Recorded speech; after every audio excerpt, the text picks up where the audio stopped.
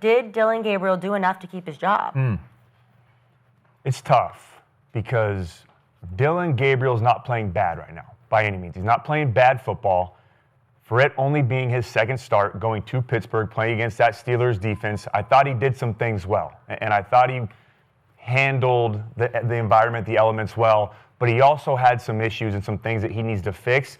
I just don't know if he can fix them. And that's my biggest concern right now. But I want to start with the positives. I thought he did a good job of playing with better anticipation. He made some really good throws over the middle of the field into some tight windows. He was comfortable and in rhythm with quick game. His footwork looked really good with quick game. When he got to those 3- and 5-step drops out of gun and going through progression, he started struggling a little bit, so he's got to clean that up. His accuracy wasn't great, but the receivers for the Browns didn't help him. They have to be better at catching some of those throws, especially when he's taking the hits he is and he puts them on the money. You've got to help out your young rookie quarterback. That's a tough place to be in when you're taking a shot and you're throwing a ball that you think is going to be completed and then it's dropped and now you're sitting at 3rd and 10. But overall, I thought he did a good job of standing in there, taking those hits, and playing decent in this game. But now when you look at some of the negatives on film and the things that he needs to get corrected, the first one for me is the decision-making. If you look at the stat sheet, he has 0 interceptions, but you can't just look at that. You have to watch the film. In this game, he had no turnovers, but he had way too many turnover-worthy throws. And the Steelers were not capitalizing on these balls that they had opportunities on. At least probably 4 interceptions in this game that they should have had. So you can't just look at the stat sheet and say, all right, well, he's not turning the football over. No, he's making some throws that you can't make in these type of situations, especially on the road and especially as a rookie on an offense that's struggling to move the football. The second thing, he has to do a better job of protecting his receivers and his tight ends. There were too many times in this game to where he had Njoku or other guys going over the middle and he's leading them into hits. And I know as a receiver and as a tight end, I'm going to get hit sometimes. That's going to happen. I know that I'm going to go over the middle. There's a lot of bodies in there. I'm going to catch the ball for you and I'm going to take a hit. But I need to trust that you're going to protect me. And what I mean by that is if there's a safety coming downhill, throw it a little bit lower. Let him go down, throw it to that front hip, protect him. Throw it away from the defender instead of into the defender. And he did it too many times, and that leads to injuries. And if that keeps happening as a receiver and as a tight end and you're doing that over and over, I'm not going to want to play with you anymore. I'm not going to want to play for you, and I'm not going to trust that you're going to protect me, and you're going to hurt my money and my career because I'm going to start getting injured. So he has to fix that. But the last thing and the most concerning right now that he needs to get corrected is the Browns are way too predictable on offense right now when it comes to throwing the football. I said this 2 weeks ago. I've been saying it over and over. They have no vertical passing threat right now. They have to find an element of explosiveness through the air right now because if they don't have that, Aqib knows as a DB, as a defense, I'm just going to sit in the ground and keep my feet in the ground, and I'm just going to jump every single route, and I'm just going to make you go dink and dunk all the way down the field, and I have no threat of you throwing the ball over the top. Gabriel threw the ball 52 times in this game for only 220 yards passing. That's not good enough. He had more completions behind the line of scrimmage than he did further than 10 yards down the field. And I don't love the play calling right now from Stefanski. I think he could open it up, but when he does have these opportunities, Skip, he's 7 for 25 with with throws that are further than 10 yards down the field. That's not good enough. And he's missing open touchdowns. He's missing open guys down the field. So with all that being said, Judy can get deep. He can. And there's a couple times on the sideline where he threw a back shoulder instead of throwing it over the top, or he's trying to throw it too far to the left or to the sideline instead of leading them the right direction. And he made some good throws in college pushing the ball down the field. I'm not a huge fan of his arm strength, but right now in the NFL it's not translating and it's not working. You have to be able to get that corrected. So overall, it's still early. It's 2 games. I don't know if you can come to a conclusion on Dillon Gabriel, but I just don't think he has a high enough ceiling right now. I don't know if he has a high enough ceiling right now to be a franchise starting quarterback in the NFL that you can build off of. I don't think he did enough to keep his job at all. It was very trash, in my opinion. You say he's playing good. I don't know what tape we watched. I said he's not. No, I said he's not playing bad. Oh, okay. I said he's doing some good not playing things. bad translates to playing good. Not playing to me. bad. He's not playing bad enough to lose his That's job. just what I heard. I heard you say he was playing good. Okay. So from what I watched, he lost the game, first of all. Everybody know that. You scored 9 points. You had a QBR at 33, down from 38. So it was worse than the last week. Yep. You know what I'm saying? Yeah. I watched it again this morning. I counted 10 throws that I was like, all right, them pretty good throws. 10 out of 52, though. You know what I'm saying? It was 10 out of 52. Yeah, I agree. And 3 of them was on third down, so I give him that. And how many interceptions you say was interceptable ball? At least 4. I gave him the benefit of the doubt. I counted 6. Okay. Like, there's no way Pittsburgh didn't lead that game with 3 interceptions. There's no way. It was, I don't know if it's the left hand spin. He doing something right. That's what he do best. You make the ball hard to catch for the defense because they could not catch your balls at all. You know what I'm saying? So you would have caught 3 of those, right? I don't know. I never tried to catch it, Dillon Gabriel, but they must be tough as shit to catch because that doesn't speak well for the Browns. Yeah, that's not good for the I mean, I'm just saying the Steelers, they've been catching picks all year and they could not catch one to save their life. So he got sacked 6 times. Yep. I think about 4 of them came from him holding the ball. 2 of them were just great rushes. It was on him before he can do anything. 4 of them came from him sitting in the pocket holding the ball. He's not playing winning football, man. It looks scary almost to me. I don't know if Stefanski's scary or is he scary. Like one time I seen Judy pop open maybe for like a bang route. He checked it down. So I can't put it all on Stefanski. Yeah. It looked real scary to me. I said give him 4 games, but You're going to bump that down? shit, I might go right now. Like before the trade, we got to see something. Let's see what Shedeur got with this team before we break it up and trade everybody. The trade deadline is coming soon. You going to trade some of these guys, and it's going to happen. So you might as well let Shedeur rock while you got this group. You know what I'm saying? Let him rock with this group before you trade some of your linemen or something like that. So I don't know. It's very bad in my opinion. It's very scary. You say you don't know if he could be an NFL quarterback. I don't either. So This is just me. I'm not objective. I disqualify myself when it comes to Shedeur, but I would have thrown Shedeur into the dumpster fire in the 4th quarter because the game was way over. Dillon Gabriel he's a great kid and he tries hard. And the best thing I can say about Dillon Gabriel is that he's not bad. That's damning with faint praise, right? He's not bad. That's what you'll always say about Dillon Gabriel is he's not bad. Shedeur can be great if you give him a shot. Shedeur would have ignited the sideline and the huddle if thrown into the fray, even at Pittsburgh. And I completely respect what you have to say about it's not his game plan and he's not getting reps and blah, blah. I get all that. He's just a very special kid. And I know his father very well.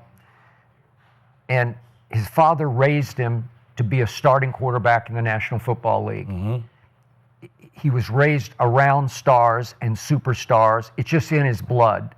If you give him a chance, he will seize the opportunity and he will run with it because he just built that way. No stage will be too big for him, even at Pittsburgh against that defense, even if you just thrown him into the dumpster fire in the 4th quarter. You say, that's not fair. It's Shedeur. And you would see right away the energy would go up in the huddle because they all know they're playing not to lose with Dillon Gabriel. And I feel sorry for Dillon Gabriel, and you and we're rooting against him. And I like him as a kid because he's a really good kid. But as a football player, as a quarterback in this predicament of a situation, I'm rooting against him. And I feel sorry for him because behind him is the most popular backup quarterback in the history of the National Football League. He was the 3rd string quarterback, and now I think he's the 2nd, but I can't even trust that with Kevin Stefanski, who is obviously no fan of Shedeur's. Kevin is doing everything in his power to keep Shedeur out of the spotlight and off radar because he knows once Shedeur gets his foot in that door, look out, because there's going to be an avalanche of national publicity and national runaway expectation that Shedeur is going to be the guy. And he should be now. He should be starting now. But, here's Stefanski's answer the other day. Why didn't you give Shedeur a shot in the 4th quarter? And he won't even speak Shedeur's name. He never refers to the question about Shedeur with saying Shedeur's name. And Stefanski said of Dillon Gabriel, we know he's tough. He's going to keep fighting. Okay, I get it. He's a tough kid, mentally tough. I don't know about physically. Shedeur is mentally and physically tough. Much tougher to me. I saw it at Jackson State and at Colorado. Shedeur took an unholy physical beating for 2 years at Colorado because they couldn't protect him. And he would hang on to the ball only to try to hit the home run for his dad. You know, like he knew they were up against it in some games, and I got to hold it and hope somebody can break free, sometimes Travis, for a deep ball. And if they get me, they get me. And if they rock me, they rock me. But listen, that kid in college, he would jump up, he would take the most wicked shot in the pocket. He just jumps right back up like, here we go again. We're going to do it again. And I, you know, people would say, well, he's a spoiled kid. You know, he was raised rich. He was raised rich, but he ain't no spoiled kid. Right. He doesn't act like a spoiled kid on the football field. Right. He's a tough kid. He looks like he's from the toughest neighborhood you could ever imagine. He just got that in his blood. His father's a tough guy. I don't care what you say. They said Deion couldn't tackle. Baloney. Deion, when it was time to get somebody on the ground, he got him on the ground. He would make a business decision occasionally, but then I watched him closely. When it was time to make a tackle on 3rd and 2, he'd come up and make a tackle. It's smart toughness. It's knowing what has to get done kind of toughness. So if you're trying to back Dillon Gabriel because he's a tough kid, we know he's going to keep fighting. You don't think Shedeur will keep fighting? Right. Just give him a shot, man. So everything, your breakdown, they're dead on because look at his yards per attempt. It's 4.3. It's the worst in the NFL over the last 2 weeks. Very scary. The worst. It's so low. Like Sam Darnold for the year is 10 yards per attempt, and that leads the NFL because JSN is getting deep. You know, like he hit the home run to him the other day, and Browns don't have that threat right now. Okay, well they could if. Who knows? No, I'm not saying they don't have a JSN. Yeah. I'm saying with Dillon at quarterback, they don't have that. Trust to have that threat right now. And I told you and I argued about his arm strength. It's okay, but he doesn't have great deep arm strength. No, it's good when it's in that the mid-range. I know, intermediate, short yard range, in the quick game and those over the middle throws. But once you start pushing 10, 15, 20, it starts getting off balance, and he starts missing some throws to the right and to the left, and the ball's dying on him. You can't. It's tough to win games with that. Man, I've just seen enough already. You know, like, come on. The passing yards is up, but 90 of those passing yards came once it was 26-6. Yeah. Like now we play softer defense. We give you all this. We let you drive down, and then we lock up and try to give you a field goal. So we play the time. We play the clock once the score gets like that. So, and QBR, no. That's why QBR no. Those 80 yards don't even count, man. I'll say this I've seen enough already. Bad context, and I've seen some bad offenses. I've been a part of some bad offenses. I've seen it firsthand. That's tough right now. And to add more context to your numbers, the Browns are averaging over these 2 games 4 yards per play on offense. And for reference, last year, the Bears were worse in the NFL. They averaged 4.5. So if they keep this up, they will be significantly lower. And the last 21 years, this would be the worst. If this 2-game stretch, if that kept up and they averaged 4 yards per play, that would be the worst in the last 21 years. They just have to get things going. They only averaged 3.3 yards against the Steelers. And you could say, okay, the rushing numbers brought that down. That's not true, because their net average yard per rush was more than their net average yards per pass, because net takes into account sacks and all of that. But the rushing yards actually helped that 3.3 number. So, and Judkins didn't play his best game in this, and they didn't get the run game going to help, but they got down early. And you can't just run the football when you're down to the Steelers. You got to start throwing it to get back into it, and that's not where they want to live right now with Dillon Gabriel. And I don't know if he's capable of bringing him back in those type of games if they have to rely on his left arm. Akib wants him benched now. What do you think? Look, I'll say this. I still think the bye is the best time to give him those 2 weeks to prepare, just because he hasn't got any reps with the ones, and it's tough to throw him into that situation. I hear you, though, Skip. I get what you're saying. Shedeur is different. And look, I don't know if he's the answer in Cleveland. I hope he is. I don't know right now if anybody would be the answer in Cleveland with what's going on offense and that offensive line and everything around them and the organization and what's going on with their coaching staff. But Stefanski is almost coming to the point where he doesn't have a choice. Because I don't know if everybody heard this, but Myles Garrett went to the media after that game and said, I'm tired of losing the same damn way every single week. And to me, that was a direct shot at Kevin Stefanski. It was. That was to the offense. That was to everybody on that side of the ball. The Browns are desperate for a spark right now. Yeah. And I like Dillon Gabriel, but he doesn't have that moxie and that spark that they need. Shedeur Sanders does. And if you start Shedeur, I promise you that stadium and that team and that offense, whether it goes great or it doesn't, at very least you're going to get the Jackson Dart effect that the Giants you will. had That's a good in New analogy. York, Yep. where they said, all right, we got a shot. I believe in this guy. And you got to do it at home right now. You got a home game, A winnable home. It's a the winnable Dolphins. home Yeah. game. Yep. If Dillon do play, is the crowd going to come in the game like, if Shedeur plays, it's going to be lit up in there. Yeah, it will be. You know what I'm saying? It will be. The defense going to come flying around. Man, it's the perfect time to start you a little streak if you want to start you a little streak. Okay, but we all know Stefanski is fighting for his job life by trying to cling to Dillon Gabriel, who was his choice to go forward with, because he took him 50 slots higher than Shedeur went in the 5th round. So Stefanski knows if he gives in to Shedeur, I think he's a goner. You know, like that's going to be the end of him, because he's dug in internally with the owner and the GM that he just wants no part of Shedeur. He doesn't like him. He doesn't like the way he handles himself. He doesn't like the way he carries himself in the locker room and the Right. social media and all those things that nobody liked about him or a lot of NFL people didn't like before the draft. So it's going to take the owner stepping in and saying, it's time. We're going to do this whether you like it or not. And that will mean Stefanski's out of time.